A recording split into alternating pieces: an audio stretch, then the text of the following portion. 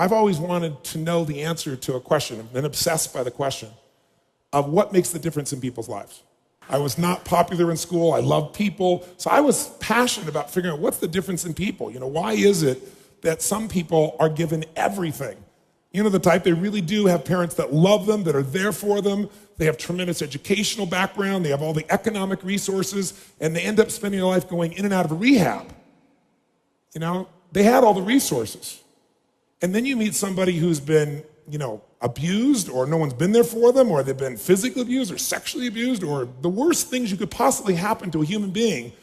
And they turn out to be some of the finest human beings you'd ever meet in your life, who are out there working to help other people and make a difference. So we all want to believe that our lives have turned out because of our biography. And the reality is we can all find people with a horrible biography who have an extraordinary life, and we have people with an extraordinary biography who have a life that none of us would want to trade with. So what's the real challenge? And I believe that the challenge in relationships and in life, in every area, is emotional fitness. That it starts with how emotionally fit you are in a relationship. And there are patterns that make people emotionally unfit. There are patterns that make people frustrated. There are patterns that make people depressed. There are patterns that make people angry. There are patterns that make people feel sorry for themselves. And there are also patterns that make people compassionate, playful, physically passionate, emotionally strong. There are different patterns, and they stand out to you when you've been around that many people. So I've had now 50 million people get my books and tapes, but I've been with 3 million people face-to-face from 80 countries. And when you're around those many people, the pattern becomes clear. And I've been able to use those patterns, and that's what I want to kind of expose you to tonight. And frankly, I think these patterns are common sense. But how many of you notice that common sense is not too common? Everybody's like, oh yeah, that's simple. But a lot of people say, I know this stuff. Well, if you're not doing it, you don't know it. You understand it. And understanding and $3 will almost get you a cup of Starbucks these days, It's really nice to understand things, but that doesn't change anything. You got to get in your body and actually do it. But I've learned enough of these patterns that now, over the last 20 years or so, of the 30 years of my career, I'm the guy that gets the call when the fire starts. When the athlete is burning down on national television and something's got to be done right now to turn them around. And, I either get them or I don't. And for 30 years, I've gotten them. That's how I've built my reputation. And that you've got to produce results right now. And I'm able to do that because of an understanding of these need structures I'm going to talk to you about. Or I get the call when the child is going to commit suicide, or the adult. And in 30 years, knock on wood, I've never lost one suicide in 30 years. That doesn't mean I won't someday, but I never have, not one single time out of the thousands of suicide attempts. And it's again because of understanding these needs I'm going to talk to you about. I get the phone call, in the middle of the night, true story, and it's the President of the United States saying, Tony, they're going to impeach me in the morning. What should I do? And I say, could you have called me sooner? True story, So in the experience of looking to make those changes and looking at how to change, same thing in relationships, couples that are gone, the films that I wanted to make with Chloe, I said, let's not make films with couples that have troubles. Let's make couples that look like they've gone beyond the edge. By anybody's estimate, there's no way to turn it around. Because by that extreme, when someone watches the film, they look at their own life and they go, oh my God, these people can do it, and they did here, I could do it too. That's the contrast we want.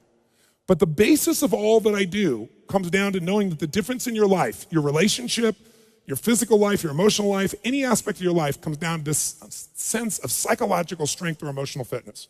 And what I mean by that is this. Discipline never works long term. Never.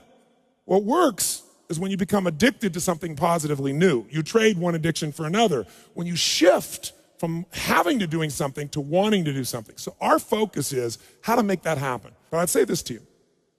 If you want to change a relationship, the number one thing you have to do is master your own emotions. If you don't do that, forget it. There's no hope.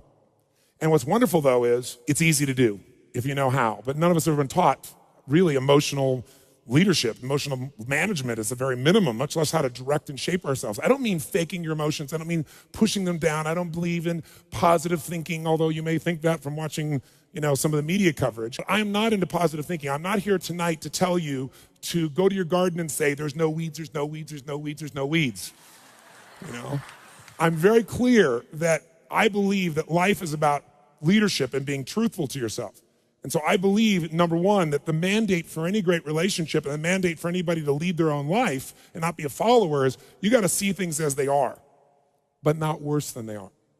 Because that's where most people go. That's where they go in relationship. That's why they start to tear it down. That's why the relationship starts to break down, because people get scared when it isn't working out.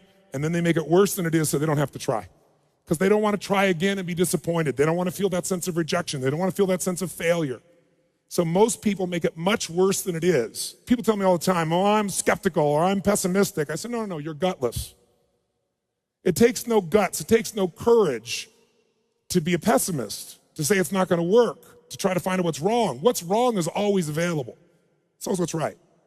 So I'm not into positive thinking, but I am into intelligence. And intelligence says, see it as it is, don't make it worse than it is. I mean, people all the time say, my problem is I'm big bone. No, you're freaking fat. Tell the truth. You know, what is this big bone story? You know, the only way it gets better is if you can see how it is. Don't make it worse than it is. Don't try to make it so it's impossible to change. That's not true. It's not true at all. The second mandate, I think, to changing anything in your life, to leading your life, is once you see it as it is, not worse than it is, then you got to see it better than it is. Because that's the thing that's missing from most relationships. There's no vision. I mean, without a vision, in the Bible it says, people what? Perish. And when a relationship has no vision for greater than where they are, that relationship is going downhill, if not destroyed.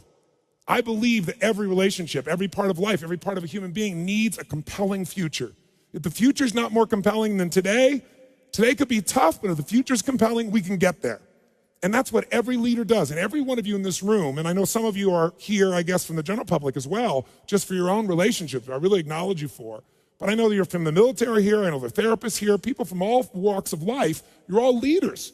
What's your job? To lead. Your job is to help people see it as it is, not worse than it is. What's your job? Help them create a compelling future. See it better than it is, so there's a reason to give my all again. Otherwise, there's just no juice. There's no energy. Why? They'll go through the motions, complain with each other, not really believe it's going to work, and nothing will change. And then finally, the third step that we've all got to do if we're going to change our life or anybody else's is make it the way we see it. And that's where strategy comes in. I try to take things that are complex and make them as simple as possible. I've noticed most people in the psychological world try to make it as complex as humanly possible.